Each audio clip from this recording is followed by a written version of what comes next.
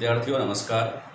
पिछली क्लास में हम लोगों ने देखा कि बायोटेक्नोलॉजी क्या है, प्राचीन व नवीन बायोटेक्नोलॉजी में क्या डिफरेंस है। आज हम 12th क्लास की बायोलॉजी का एनसीईआरटी 12th क्लास की बायोलॉजी का यूनिट जो 9 है उसका 11th लेसन हम रीड करेंगे। बायोटेक्नोलॉजी के प्रिंसिपल जो हैं, सिद्धांत व प्रक्रम, प्रिंसिपल एंड प्रोसेस बायोटेक्नोलॉजी के।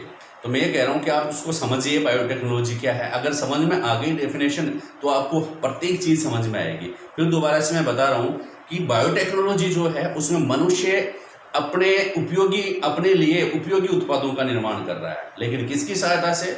जीवों की सहायता से।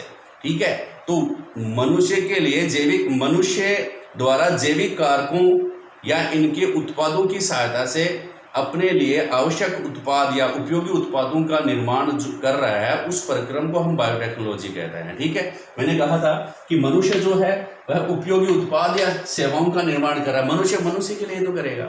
मनुष्य किसके लिए उपयोग कर रहा है? अपने लिए। अपने उत्पादों का निर्माण किसके लिए? मनुष्य के लिए कर रहा है। तो किसके द्वारा? अगर वह जैविक कारकों के द्वारा उपयोगी उत्पाद बना रहा है मानव के लिए, तो जिस प्रक्रम के द्वारा जैविक कारकों से मनुष्य के लिए उपयोगी उत्पाद बना रहा है उसको अपन क्या कहते हैं? बायोटेक्नोलॉजी कहते हैं। अब इस लेसन में 3 पहले मैं शुरू करूंगा, क्योंकि प्रत्येक लाइन टू लाइन एनसीईआरटी के बुक में से प्रश्न बनते हैं, तो मैं ही नहीं छोड़ूंगा, एक भी लाइन आप लोगों से मिस नहीं करूंगा। प्रत्येक लाइन को मैं समझाने की कोशिश करूंगा। तो आज का जो मेरा टॉपिक है वो 3 साइंटिस्ट हैं जिनके बारे में आप लोग जानेंगे और एग्जाम में उनसे संबंधित प्रश्न बनेंगे। और जो बायोटेक्नोलॉजी का मूल आधार है वो तीनों साइंटिस्ट। देखिए, पहले तो मैं अपन चर्चा करेंगे रेनी डेस्कार्टिस का। इसका रेनी डेस्कार्टिस, आपने नाम तो सुना ही होगा, रेनी डेस्कार्टिस का। रेनी डेस्कार्टिस जो है, आप बताइए क्या जानते हैं? मैं बताता हूं, आप लाइन टू लाइन देखिए। रेनी डेस्कार्टिस जो आप नहीं जानते होंगे, शायद छोड़ दिया होगा। पहला शब्द तो आप ये ध्यान में रखेंगे, ये 17वीं शताब्दी से संबंधित है। किससे संबंधित है? 17वीं शताब्दी से संबंधित हैं। रेनी डेस्कार्टिस किससे संबंधित है? 17वीं शताब्दी से संबंधित है भाई, ध्यान में रखना। दूसरी बात, कहां विश हो सकता है? ये गणितज्ञ भी थे, गणितज्ञ, ये मैथमेटिशियन भी थे, फिर ये फिलोसफर भी थे, ये दार्शनिक भी थे, दार्शनिक।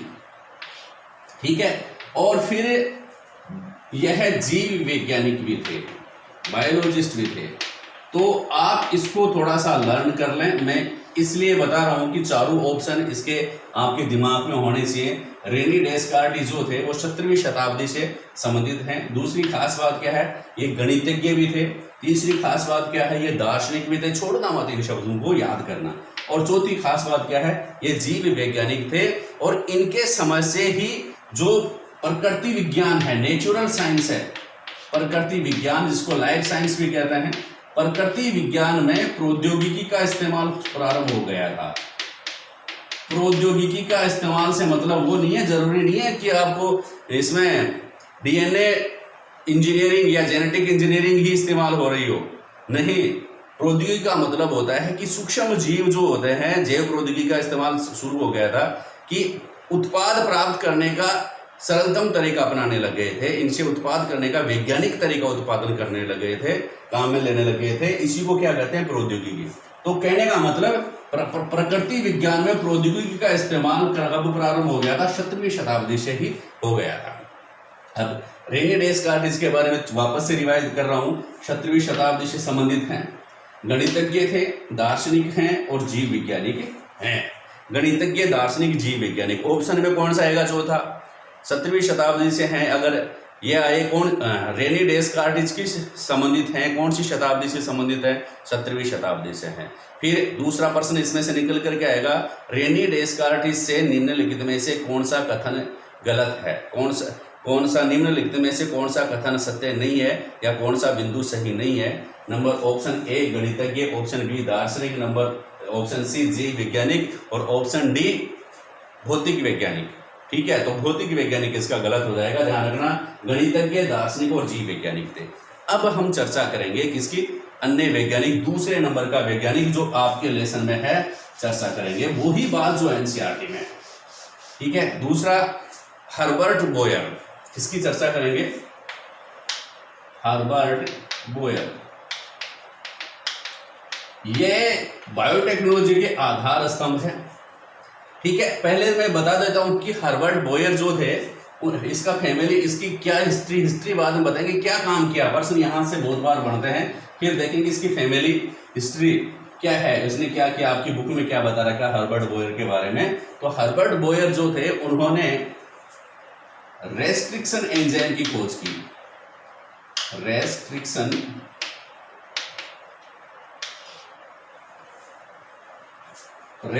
एंजाइम, हर्बर्ट बोयर ने कौन से एंजाइम की खोज की है? रेस्ट्रिक्शन एंजाइम की खोज की है। कौन से एंजाइम की? Restriction enzyme. Restriction enzyme Herbert Boyer जो था, उन्होंने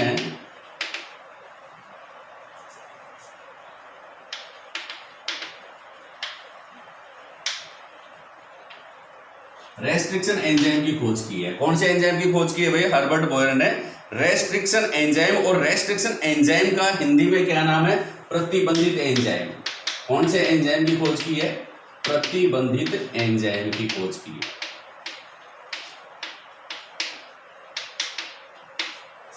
क्या हुआ? जो हर्बर्ट बोयर था, वह किसके ऊपर खोज, किसमें की भाई? ई कोलाई में। किसमें की? E coli. ई कोलाई क्या है? एक जीवाणु है। क्या है भाई? एक जीवाणु या बैक्टीरिया। ठीक है बेटा, समझ में आ रहा ना मैं क्या कह रहा हूं? कि हर्बर्ट बोयर जो थे, रेस्ट्रिक्शन एंजाइम की खोज की है, उनको प्रतिबंधित एंजाइम भी अपन कहते हैं, और ई कोलाई नामक जीवाणु में की है। हर्बर्ट बोयर जो थे, वो ई कोलाई में रेस्ट्रिक्शन एंजाइम पर कार्य कर रहे थे। तो उन्होंने क्या देखा कि ये रेस्ट्रिक्शन एंजाइम जो है, प्रतिबंधित एंजाइम जो है, उनमें क्षमता होती है किसको? डीएनए खंडों, डीएनए के जो श्रृंखला है, डीएनए स्ट्रैंड जो है, उसको काटने की इनमें क्षमता पाई जाती है। रेस्ट्रिक्शन एंजाइम क्या करता है, क्या काम करता है? रेस्ट्रिक्शन एंजाइम का कार्य क्या है? डीएनए स्ट्रैंड्स को काटने की क्षमता होती है इसमें, काटने की क्षमता। डीएनए स्ट्रैंड को काटने की क्षमता होती है, या डीएनए स्ट्रैंड को, जैसे मान लो कि ये डीएनए स्ट्रैंड है,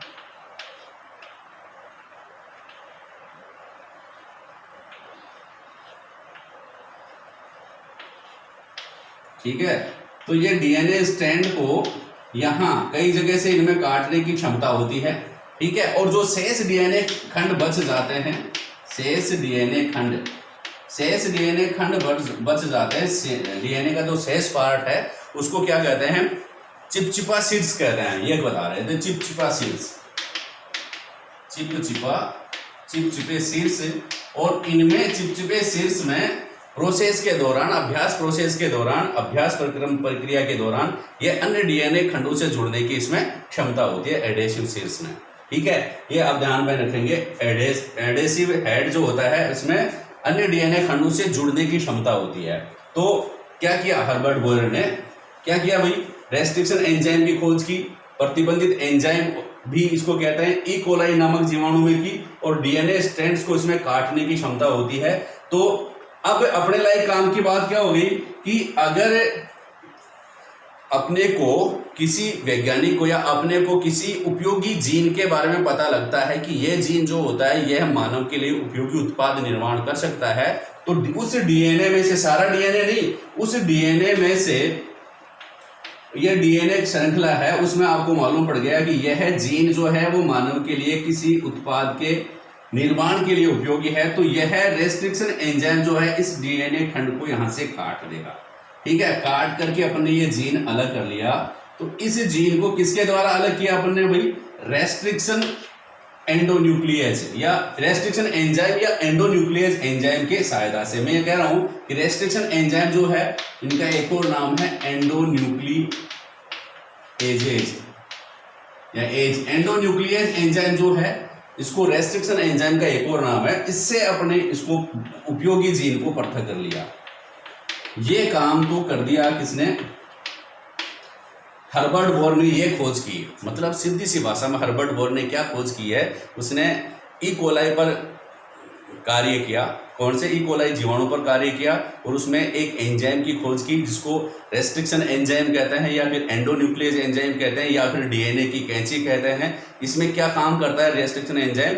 इसमें डीएनए खंडों को काटने की क्षमता होती है। और एक बात और बताइए कि जो डीएनए खंड को काटने के बाद जो शेष पदार्थ बच जाता है, शेष डीएनए बच जाता है, उसको एडेसिव हेड कहते हैं या चिपचिपा शीर्ष कहते हैं। इसमें भी डीएनए खंडों से अन्य खंडों से जुड़ने की क्षमता होती है। यह बात किसने बता दी भाई? हर्बर्ट बोर ने बता दी।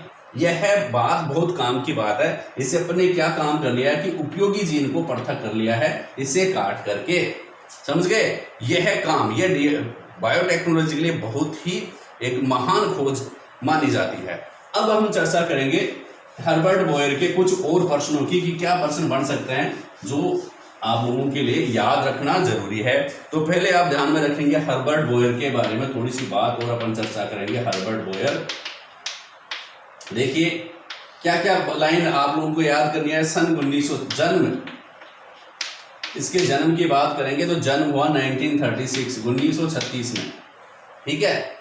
हर्बर्ट बोयर का जन्म हुआ 1936 में, जो बुक में है वह आप लोगों को याद होना चाहिए। दूसरी बात, हर्बर्ट बोयर का पालन पोषण कहाँ हुआ? तो आप बताएंगे पश्चिम पेंसिल्वेनिया में। कहाँ पर बताएंगे? पश्चिम पेंसिल्वेनिया में। हर्बर्ट बोयर का जन्म कब? 1936 में। पालन पोषण कब?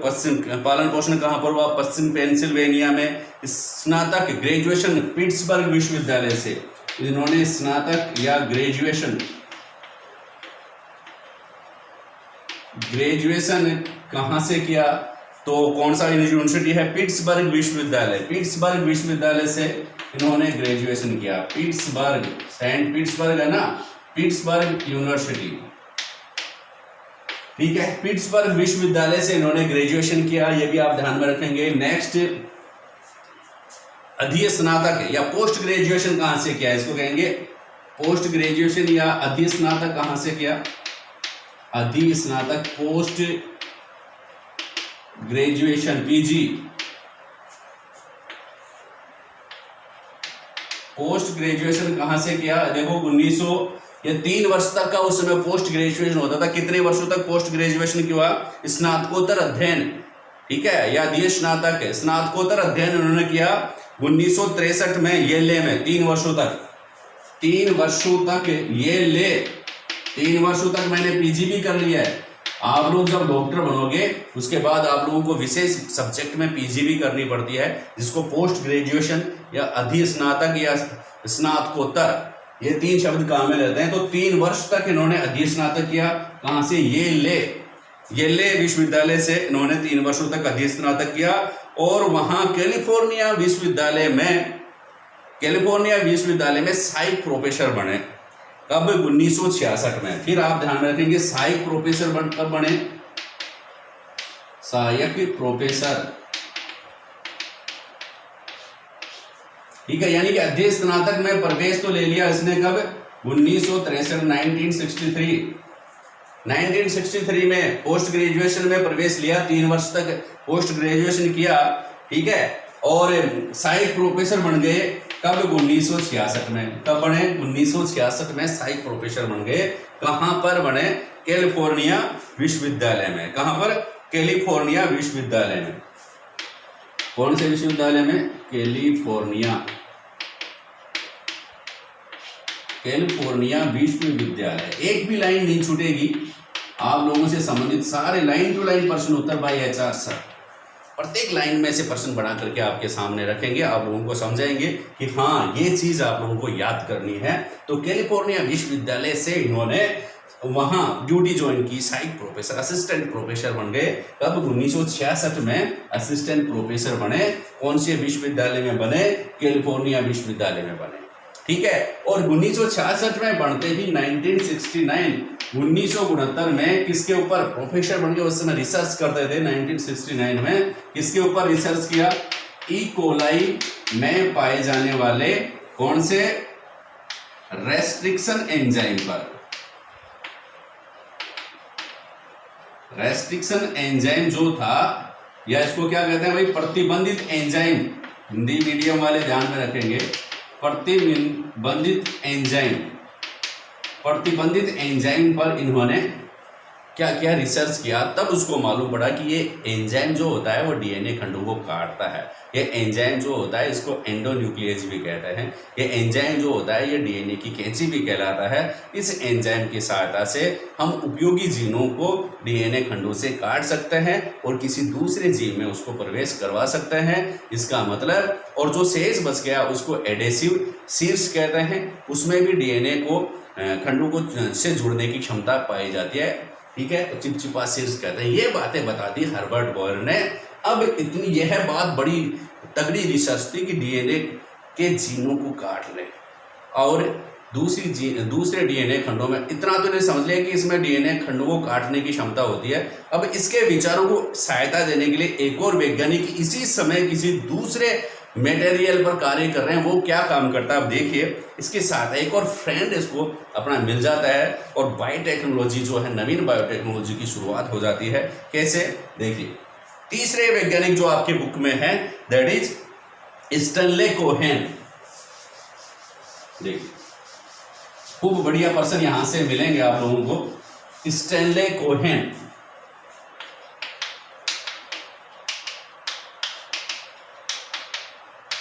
ये वैज्ञानिक स्टैनले कोहेन, जब हर्बर्ट बॉयर ई कोलाई में रिसर्च कर रहा था तो ये भी कुछ डीएनए के छोटे छोटे जो रिंगलेट्स हैं उनके बारे में उनके ऊपर कार्य कर रहे थे। किस पर कार्य कर रहे थे? Stanley Cohen. आप लोगों से काम की बात पूछ रहा हूँ, आप लोगों ने पढ़ लिया होगा, और जो 12th क्लास में आए हैं उनके लिए शानदार क्लास में आप लोगों को बता रहा हूँ कि इस प्रकार से आप लोग ध्यान में रखेंगे। स्टैनले कोहेन उस समय डीएनए के छोटे छोटे रिंगलेट्स या वर्ताकार डीएनए पर कार्य कर रहे थे। इन्होंने किस पर कार्य किया? डीएनए के, आप हिंदी मीडियम वाले को मैं पहले किताब की भाषा बता रहा हूँ, फिर आपको अपनी भाषा में समझाऊंगा। डीएनए के छोटे छोटे रिंगलेट्स, देखो ये लिख रखे हैं, ये हिंदी बड़ी क्लिष्ट है एनसीईआरटी बुक्स की, समझने वाला ही समझ सकता है और आप लोगों को समझा सकता है। रिंगलेट्स डीएनए, इसमें लिख रखा है रिंगलेट्स डीएनए पर कार्य कर रहे थे, डीएनए पर कार्य कर रहे थे। ये लाइन है कि स्टैनले कोहेन उस समय डीएनए के छोटे छोटे रिंगलेट्स छोटे छोटे डीएनए के छोटे छोटे रिंगलेट्स डीएनए पर कार्य कर रहे थे।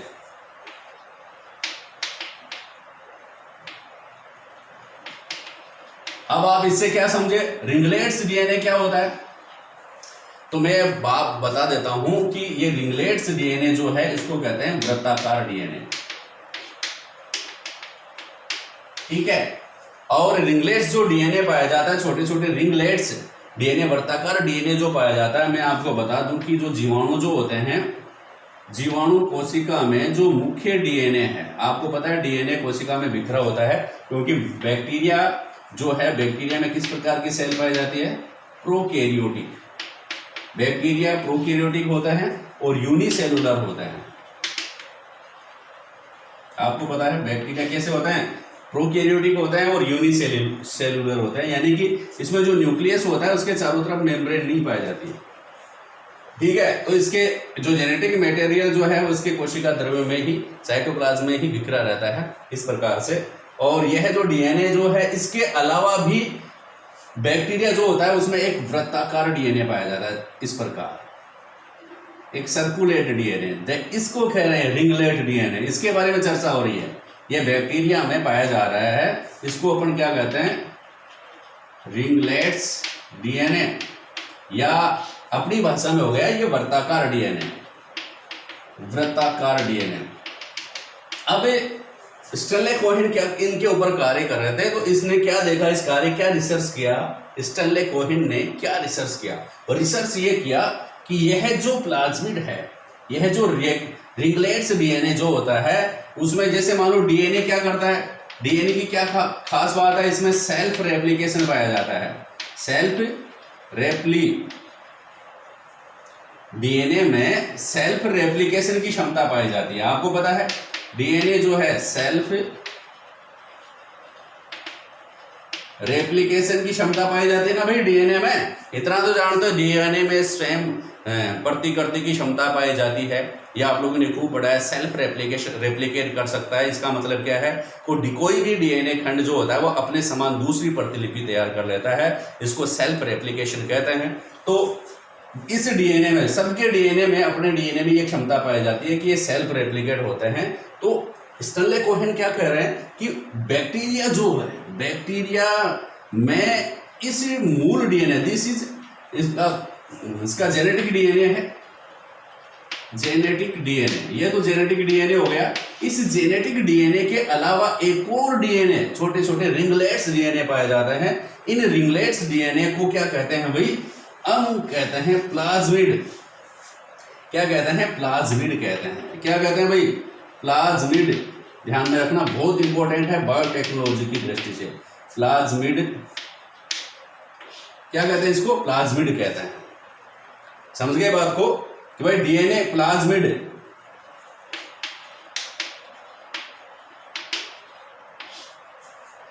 भाई जीवाणु में अपने मूल डीएनए के अलावा, मूल जो जेनेटिक मटेरियल है उनके अलावा एक और वर्ताकार डीएनए पाया जाता है। उस वर्ताकार डीएनए को क्या कहते हैं, प्लाज्मिड कहते हैं। और क्या कह रहा है कि यह जो रिंगलेट डीएनए है, इसमें भी इसके अलावा, इससे स्वतंत्र रूप से, इसके अलावा, भाई ये तो सेल्फ रेप्लिकेट हो सकता है, इनके अलावा इसमें भी क्या है कि स्वतंत्र रूप से रेप्लिकेशन की क्षमता पाई जाती है। इसके लिए, इस रेप्लिकेशन के लिए इसके ऊपर डिपेंड नहीं रहता है, ये स्वतंत्र रूप से रेप्लिकेशन की क्षमता इसमें पाई जाती है। यानी कि यह स्वतंत्र रूप से प्रतिकृति कर सकता है। यह है, इसको क्या कहेंगे भाई, प्लाज्मिड कहेंगे। क्या कहेंगे, प्लाज्मिड। क्या कहेंगे, प्लाज्मिड कहेंगे। और यह है, एक और क्या नाम है, इसने क्या बताया था कि भाई ringlets DNA, ringlets DNA, ringlets DNA कहेंगे या फिर प्लाज्मिड कहेंगे। किसको, इसमें क्या होता है, इसमें सेल्फ रेप्लिकेशन पाया जाता है, सेल्फ रेप्लिकेशन। इसमें भी इस मूल जेनेटिक डीएनए के अलावा जो रिंगलेट्स डीएनए होते हैं उसमें स्वतंत्र रूप से प्रतिकृति की क्षमता पाई जाती है। यह बताने के बाद डीएनए, इसने क्या खोज किया है, दो बातें तो खोज ली है। एक बात तो खोज ली है कि इसमें एक वर्ताकार सर्कुलेट रिंगलेट डीएनए पाया जाता है, और ये रिंगलेट जो होता है उसमें स्वतंत्र रूप से प्रतिकृति करने की क्षमता पाई जाती है। दूसरी बात, इसने एक बात तो क्या की भाई, प्लाज्मिड की खोज कर ली इसने, प्लाज्मिड की खोज, प्लाज्मिड की खोज कर ली। और या फिर अपन ये कहेंगे कि रिंगलेट डीएनए की खोज कर ली। और ये बता दिया कि यह, इसमें स्वतंत्र प्रतिकृति की क्षमता पाई जाती है, स्वतंत्र प्रतिकृति, ठीक है। या इसमें रेप्लिकेशन जो है ये बिना किसी फंडामेंटल, जो मुख्य डीएनए है, जेनेटिक डीएनए है, उसके अलावा स्वतंत्र रूप से प्रतिकृति करने की क्षमता पाई जाती है। दूसरी खोज इसने क्या किया कि उन्होंने उस जीवाणु में से, जिस जीवाणु में ये था, ये तो जेनेटिक मटेरियल है, ये प्लाज्मिड है, इस प्लाज्मिड को पृथक किया। पृथक करने के बाद इन्हें फिर से नई कोशिका में भेजने की विधि विकसित कर ली, नई कोशिकाओं में, ठीक है। क्या काम किया, प्लाज्मिड को नई कोशिकाओं में, न्यू सेल्स, यानी कि नए जीवाणुओं में, नई कोशिकाओं में भेजने की विधि विकसित कर ली।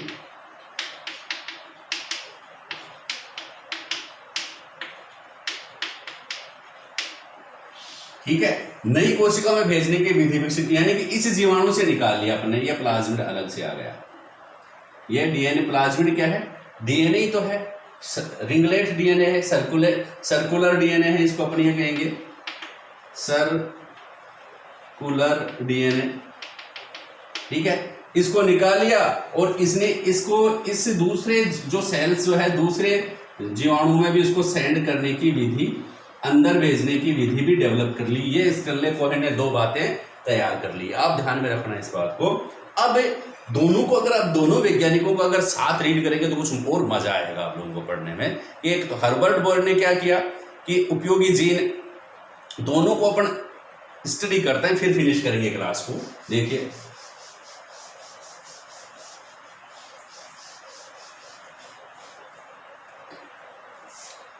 एक तो हर्बर्ट बोयर और दूसरा स्टैनले कोहेन।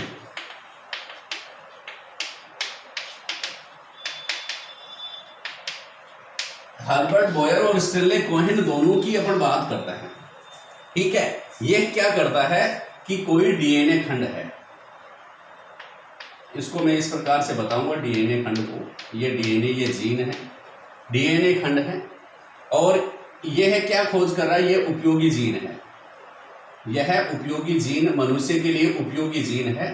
तो हर्बर्ट बोयर ई कोलाई में खोज करते हैं कौन से एंजाइम की, रेस्ट्रिक्शन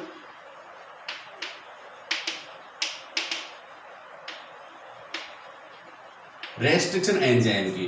रेस्ट्रिक्शन एंजाइम से क्या किया, इस डीएनए को यहां से काट दिया और ये उपयोगी जीन जो है अपन ने इसको पृथक कर लिया। ये उपयोगी जीन अपने को प्राप्त हो गया। ये क्या है, मानव के लिए उपयोगी जीन है, ठीक है। उपयोगी जीन कौन से एंजाइम द्वारा काट लिया भाई, रेस्ट्रिक्शन एंडोन्यूक्लियेज। रेस्ट्रिक्शन एंडोन्यूक्लियेज, इसको या फिर प्रतिबंधित एंजाइम भी अपन इसको कहते हैं। रेस्ट्रिक्शन एंजाइम, प्रतिबंधित एंजाइम या रेस्ट्रिक्शन एंडोन्यूक्लियोज या फिर रेस्ट्रिक्शन एंडोन्यूक्लियोज, कोई भी नाम ले दीजिए।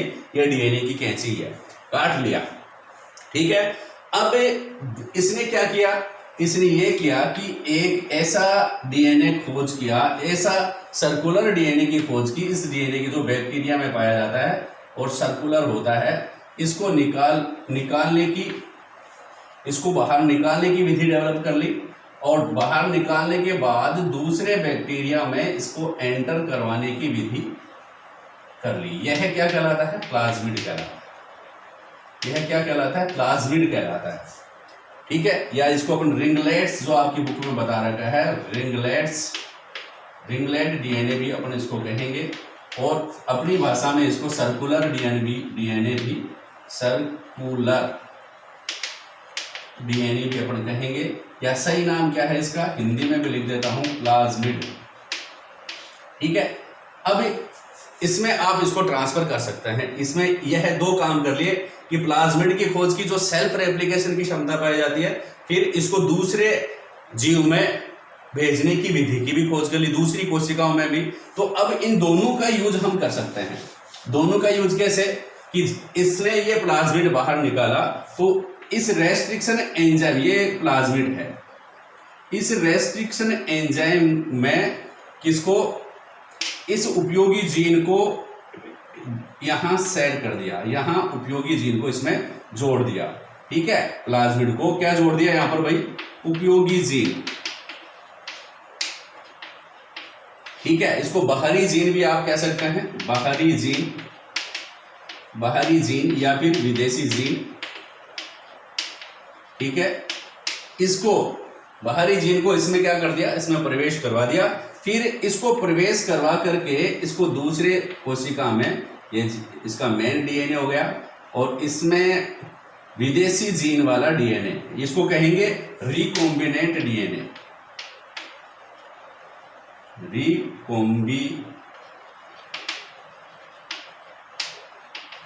ठीक है। अब इसमें प्रवेश करवा दिया कि तो यह क्या करेगा भाई, खूब सारा सेल्फ रेप्लिकेशन इसमें होगा और खूब सारी इस जीन की प्रतियां हो जाएंगी।